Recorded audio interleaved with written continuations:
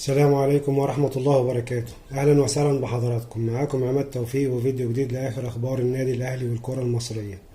لكن في البداية نصلي بينا على النبي صلى الله عليه وسلم، وما تنسوش تدعوا لإخواتنا في فلسطين ربنا ينصرهم نصرا عزيزا مؤزرا يا رب العالمين.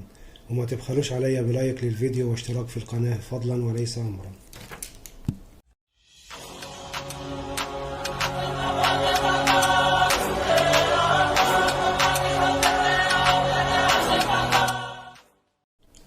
اتفاق بين رابطة الأندية وهيئة الترفيه في المملكة العربية السعودية لإقامة مباراتي الأهلي والزمالك في الدوري في السعودية.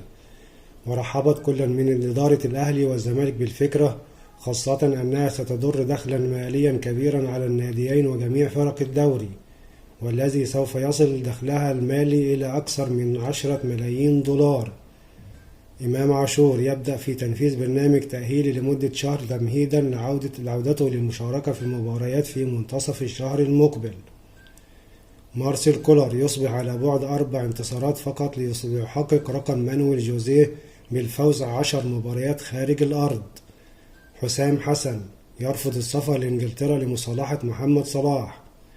مفاجأة في أزمة رمضان صبحي، حيث أن اللاعب عمل 5 تحليلات منشطات بعد العينة المثيرة للجدل، 4 في أفريقيا و1 في الدوري المصري، وجميعهم جاءت نتيجتهم سلبية، مما يضع بعض التساؤلات عن الغرض من إثارة مشكلة هذه العينة في هذا التوقيت، خاصة أنها منذ 8 شهور.